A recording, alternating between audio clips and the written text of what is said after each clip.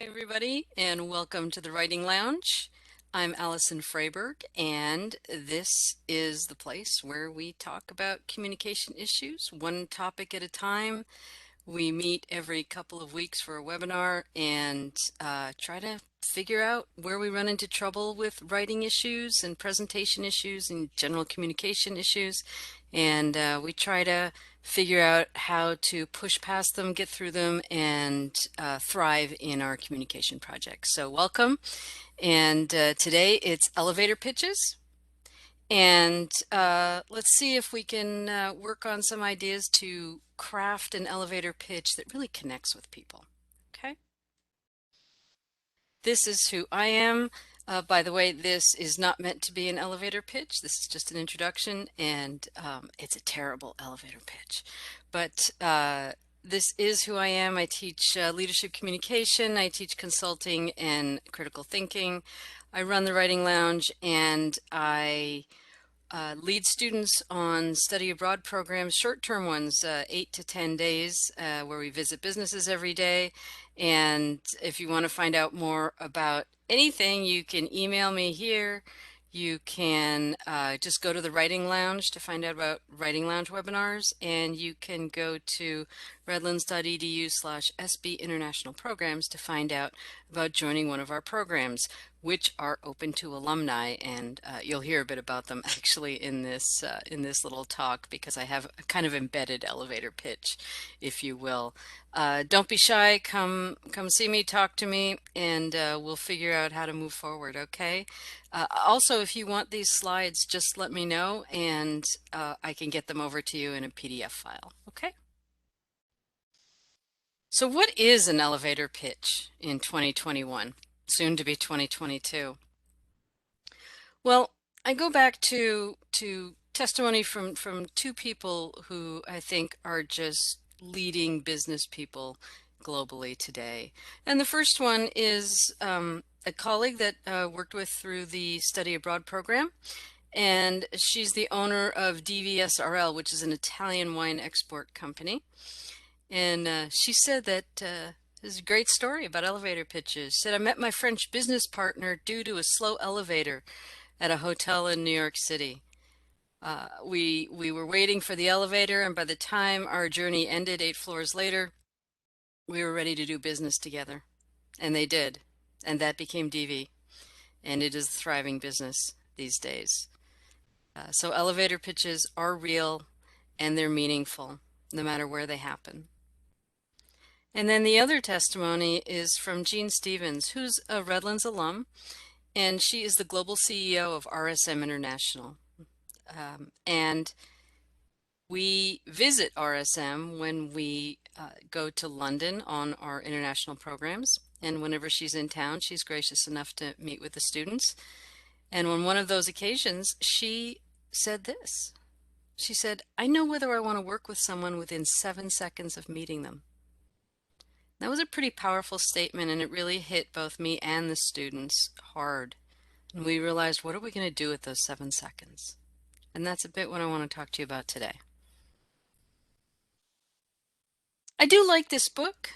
It's Chris Westfall's The New Elevator Pitch, and it kind of really looks at the different forms that elevator pitches can take these days and what it means to do an elevator pitch these days.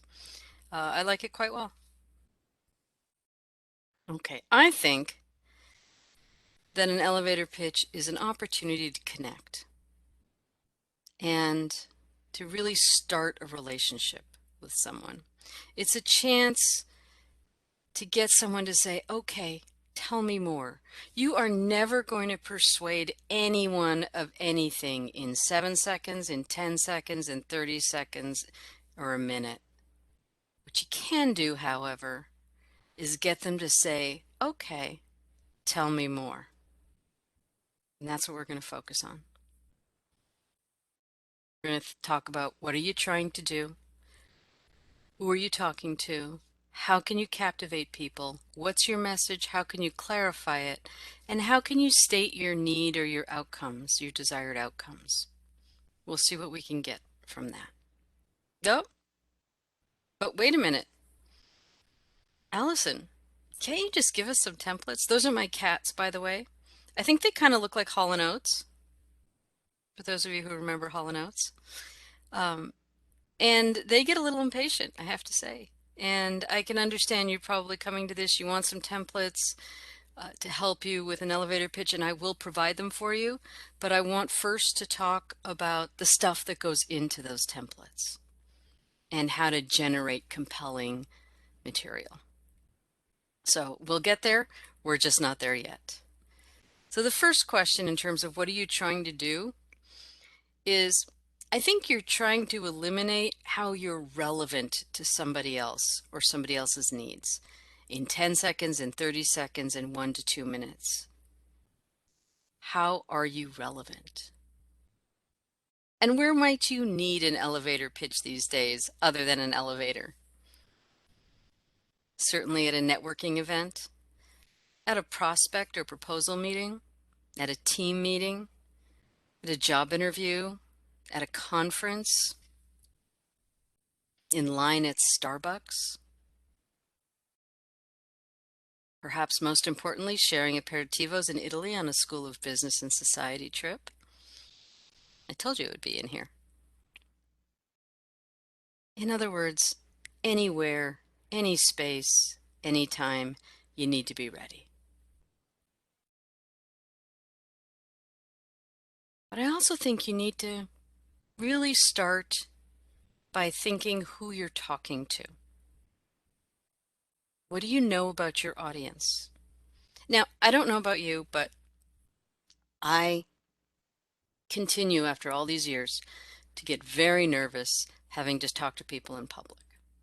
Okay, whether I'm giving a talk at a conference, whether I'm stranded in an elevator with someone at that conference, whether I'm in new meetings with people, whether I'm at an event, it's hard. I get nervous. Okay, whether I'm doing a webinar, it's hard. I get nervous. But I find when I start thinking about the people I'm talking to, when I'm thinking about the audience, I calm down a little bit because it forces me to get out of my own head and really think about other people's needs. And when I do that, I calm down a little bit. So here are some questions that can help you think about your audience. Why are they here? What do they like? What have you noticed about them? My favorite, what keeps them up at night? Because you know what? Something keeps all of us up at night. And if we recognize that, we can connect at a very basic level, a very foundational level, and we can build and grow from there. How might they resist? How could you solve something for them? If you start thinking of these questions, maybe even trying to speculate on some answers or some answers that you might actually know, then you start really focusing on them instead of on yourself, and you focus on their needs. You don't need to know the answers to these questions, but just spending some time thinking about them will help you start that relationship with your audience. How do you captivate people? That's not an easy question. But I do think the first move is always to find your authenticity. And I think that means focusing on the why of your whats. What that means is you can list all the things in the world that you do or have done, but unless you can articulate the why or the reasons for doing it, nobody's going to be interested. People are interested in your why. And what I have here are a few, it's actually from Westfall's new elevator pitch, and it's a few questions with blanks that will help you turn your whys, your whats into whys, or will help you discover the reasons that motivate your whats. And so the first one is, my greatest accomplishment is blank because blank. The thing I like best about my role at blank is blank because what? The best way I can help others is through blank because blank. And I would even add a fourth one. I would say, when I started my career, blank was most important to me. But now, blank is more important to me. And you can see for each statement, you're going to come up with a what. But whatever comes after that because gestures towards a why. So what I would recommend you do, and if we were doing this as a live webinar, we'd actually be doing this. Take these sentences, these prompt sentences, and give yourself about a minute to do each one and see where it takes you. And you know what? 6 months later, you might do them again. 6 months later, you might do them again as well, because things are going to change. And sometimes noticing how things change helps you get to your why. And as I said, if you want these slides, you just let me know and I'll send them on over to you. Okay, here are a few little quick do's and don'ts, because who doesn't love a few quick do's and don'ts, right?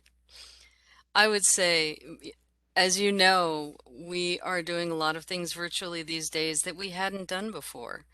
And we're using these cameras, and I would really recommend that you get comfortable using them, which means looking at the camera, not at the thumbnail or the picture of the person you're actually talking to. And that takes a little while to get used to. I would also recommend putting your camera at or a little bit above eye level so it looks like you're looking at somebody.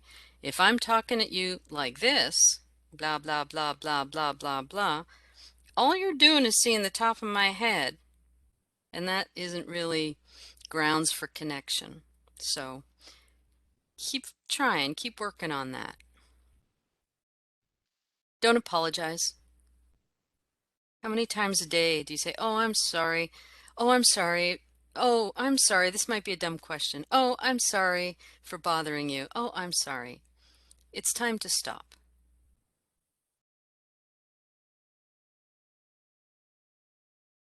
Do notice signals from your audience. If you're trying to talk to someone and trying to do your elevator pitch, whether even if it's a 10-second one, and someone's looking at their phone or looking nervously around, you're not even going to have 10 seconds. You might have 2 seconds, 3 seconds. Pay attention. If they're clicking their pens, if they're moving all around, if they're fidgety, you don't have a lot of time. Okay? Notice the signals that people are giving you. And please, please don't start with your name and your job description. If you only have 7 seconds and you're going to say something like, "Hi, my name is Allison Freyberg and I'm a professor of communication at the University of Redlands," I have wasted my 7 seconds. Number one, nobody remembers names anyway right away. And number two, nobody cares what my position is.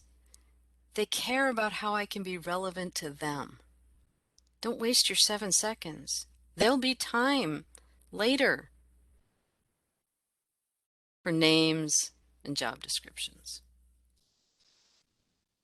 If you are face to face, look at the person. Okay? Open your shoulders, face them.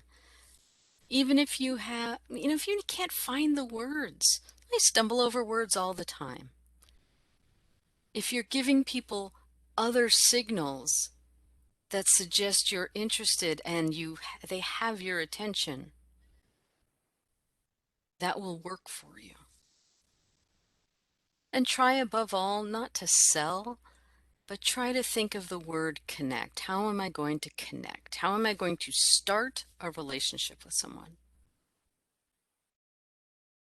Oh, here's my cat again. This is Zach. And he says, "Oh, for hairball's sakes, can we have the template now?" No. There's a couple more things I want to do, particularly with clarifying our messages. Zach's no longer with us, but he had a good long life and he loved teaching remotely, teaching virtually, because he would come help me out. So We wish Zach well wherever he is. Okay, how do you clarify your message? I have several techniques for you that will help you get precise with language and help people experience what you mean. That's key. Help them experience what you mean.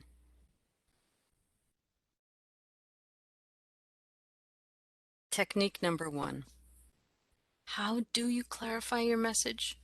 You avoid relying on jargon, cliches, and vague terms. I've made a little word cloud for you here that's full of vague terms and abstractions and cliches that I hear all the time in business, all the jargon of business that means nothing to anybody.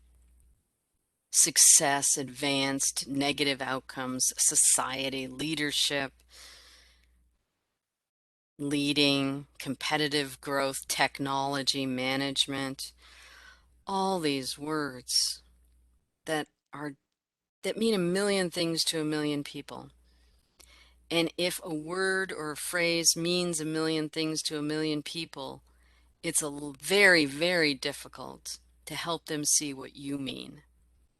So you have to try to be precise and not rely on the jargon, not rely on the abstractions, not rely on the vague terms. And one of the exercises I often have people do is I say, okay, close your eyes. And I say, I'm gonna say this word. It's a vague word, so I want you to draw the picture, let the picture form in your mind. And then I often start with success. And I let people formulate that image. You might be doing it right now, what that means to you. And then after about a minute or so, I tell people to open their eyes and we share what we saw. And often there's someone talking about the day at graduation and they and they're wearing their cap and gown and it's a sunny day and there's 5,000 people in the stands and Addie the bulldog is around to take pictures and basically sign puppy autographs and they just draw this beautiful picture of graduation. And other people are talking about meals with their families and who's around the table and what they're eating and what their that table looks like, what kind of room it's in, and then we start talking about their home and what they see and you know what? Sometimes people are just describing that they were rolling around in a pile of money and it felt great. And that big pile of money is like a big pile of leaves in a garden somewhere. The point is, it doesn't matter what you see as success. What matters is that you communicate it in specific ways with details so other people can see what you mean. And if you can do that, you've connected. If you're vague and abstract, there's no connection. Here's a second way to clarify your message. You open with a statement that builds connection. Now, how do you do that and what does that look like? Here's a boring one. I showed you it before, right? My name is Allison Freiberg and I'm a communication professor at University of Redlands. Really boring. Here's something that's a little better. My title says I teach communication, but my real strength is connecting students to business leaders like you, as if I'm talking to one of those business leaders, on international programs. You notice I have a nice little twist here. So I get the area of my title in there, but I turn it a little bit. I make a little twist and say what my real strength is. My name isn't even in there because that's not important right now. What's important is drawing forth that need. Let's do one more. Boring. My name is Allison Freiberg and I teach in the School of Business and Society. Boring. Better? Business education has its critics. but I want to share with you how making communication central can change that. Took maybe 4 seconds to say that. I have a nice twist in here. I've framed business education, and I've gotten something there that builds a little connection. I want to talk to you about how making communication central can change that. So I'm probably talking to an audience here that is a little critical of business education, right? And these two betters do a lot more to kind of create that connection. Now, the exercise here would be to create 3 powerful opening statements, or 4 or 5. You can't have too many. But powerful opening statements that get away from the here's my name, here's what I do, and focus more on building that connection. What's going to be of interest to the person you're talking to?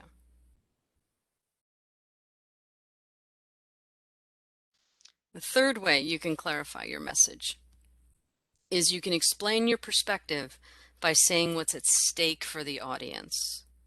So in this case, you're going to take a lot of I statements and reorient them to center the audience and to center their needs. And what does this look like? Okay, here's something that's very me focused, right? Uh, and I see that a lot in elevator pitches. It's all I, me, and there's no attempt to really connect. So here's something that's pretty lousy that way. I mean, it's accurate. By the way, I made these up. I work in conflict resolution in human resources and strive to create productive working environments. Well, not only is that me focused, but it's really vague. I mean, first of all, who's trying to create non-productive working environments? I mean, so all these words are wasted here. What's productive? What kind of working environments? Come on, get some specificity here. Use the earlier technique for clarifying your message and get rid of the vague terms, the abstractions that mean a million things to a million people. So this is lousy in all sorts of ways. But here's how I can revise it to center the audience, to say what's at stake for the audience. As organizational leaders, you may struggle to create vibrant, conflict-free working environments. My experience in HR professional development focuses on alleviating those struggles. So there, what I've done is I've centered the audience and I say, hey, you may struggle. This is something you might have trouble with. It's something that most organizations have trouble with. It's something that the leaders of most organizations have trouble with. But you know what? My experience can help alleviate some of that pain for you. Oh, tell me more. You got someone to say, okay, tell me more. And you can hear it almost, oh, I read that. You almost have that Scooby-Doo sound. If you can get that Scooby-Doo sound, metaphorically speaking, out of somebody, you have connected with them because they're going to say, tell me more.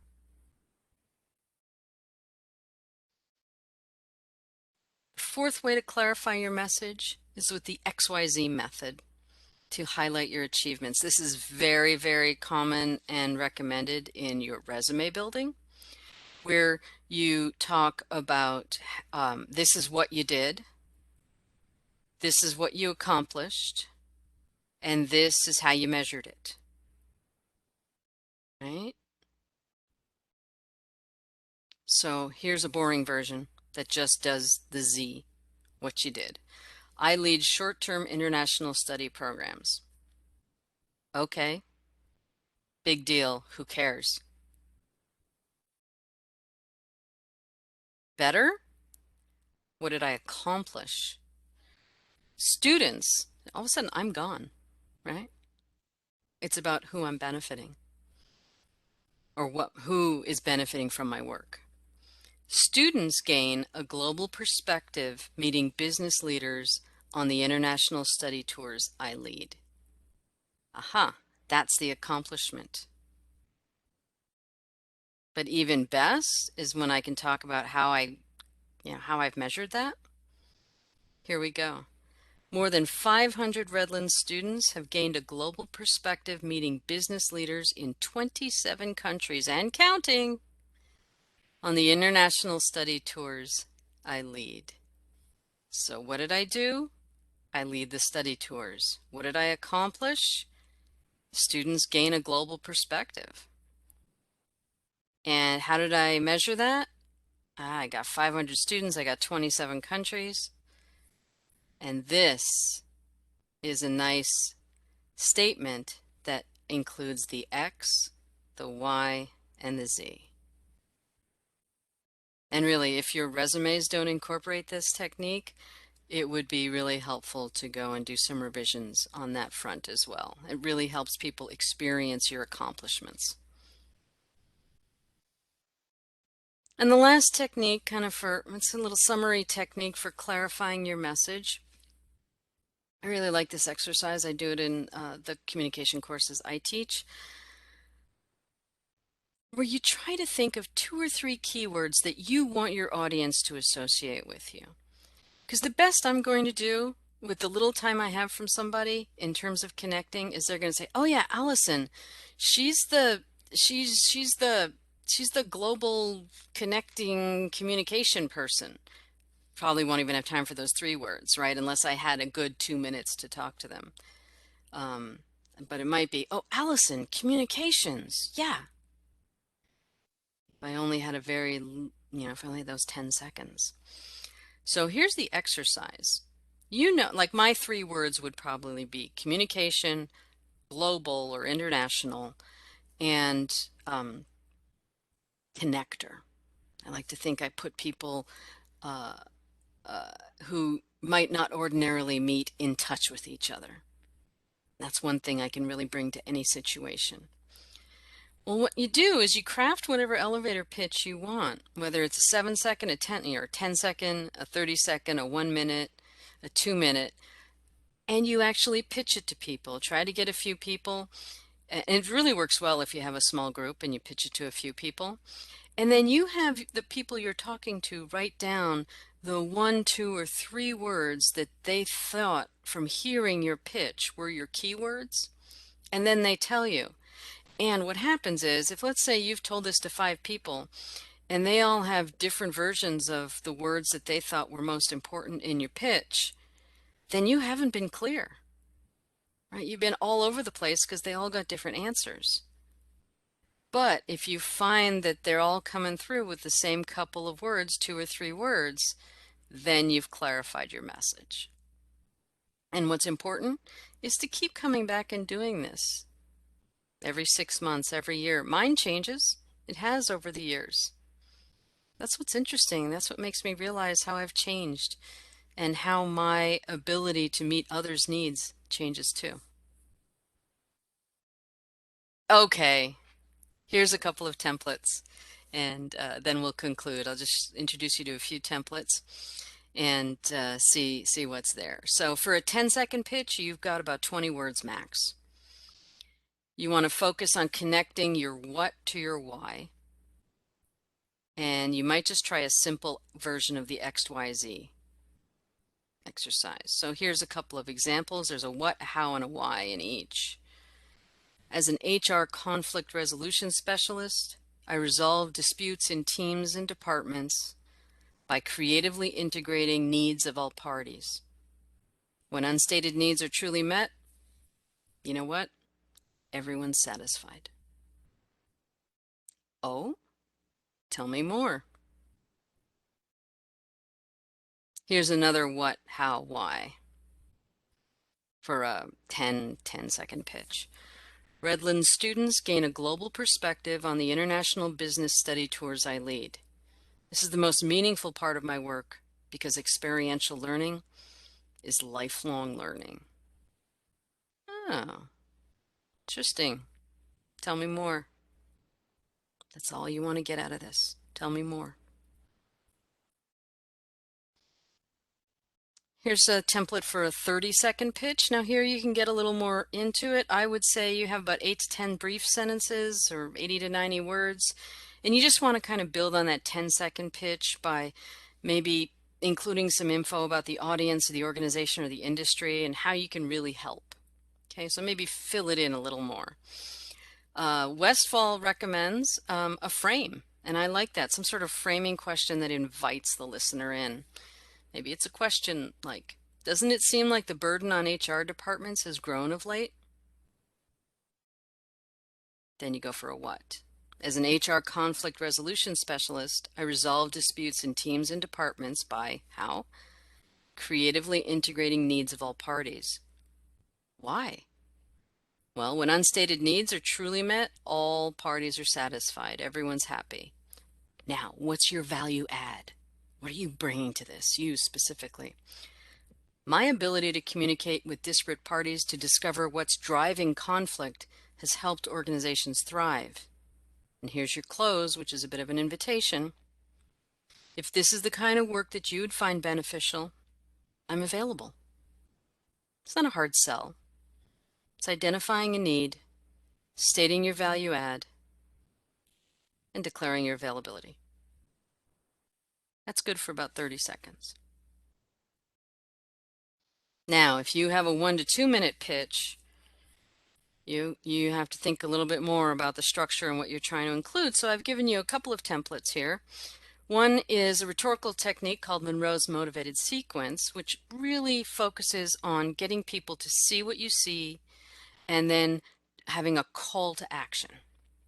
So for Monroe's, and I don't have examples here because you can fill in the template. It would be too big for you for me to provide an example. But the first one is you have to get the audience's attention. That's like Westfall's framing the conversation. Then introduce the need. Then satisfy the need with your skills, your methods, your actions. And here's something that's sort of a little new for this extra time. Visualize the future. Show them what Nancy Duarte would call the bliss. What can the bliss be? Right? How can this be worked out? What would it look like? And then all you have to do is call the people to action. So certainly the biggest sections here are number 3 and 4. That's where you'll have the specifics, the examples, okay? And then your call to action will be, they'll be ready for it, okay? They'll be ready to say, yes, let's go. Option 2 is actually from the Westfall book, and he calls it speed networking. And he wants you to frame the conversation like we've been talking about.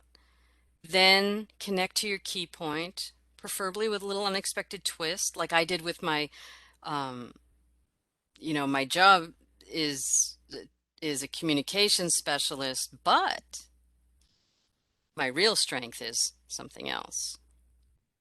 Okay, so some sort of twist in there can really pull people in. Number 3, what's your message? What can you do with, through, and for others? And you can do those exercises in clarifying your message for that. This is an interesting take too that Westfall brings in. How will your solution affect those not in the room? Okay, so it's not always just about the person you're speaking to. It's about your ability to understand who's affected in the greater scheme of things. So in my case, it's usually students that I'm talking about, right? When I'm talking about the study tours, I'm talking about how it benefits students, those people who aren't in the room that I'm talking to at the time when I'm trying to pitch the program. Close with an invitation to participate, and most of all, be ready at all times to tell people more. So build your story inventory, build your example inventory, your achievements inventory. Have stuff to talk about that isn't vague. And that's a whole different exercise and is beyond the scope of this webinar, but you got to be ready to tell them more because these techniques are going to get you in a space where somebody wants to hear more. And that'll do it today for the Writing Lounge. I want to thank you for coming by. Next time we're going to be doing APA style formatting in-text citations and references, and that's going to be on December 1st. And I invite you back for a really good time with APA formatting. So thanks for coming, and I wish you a good day.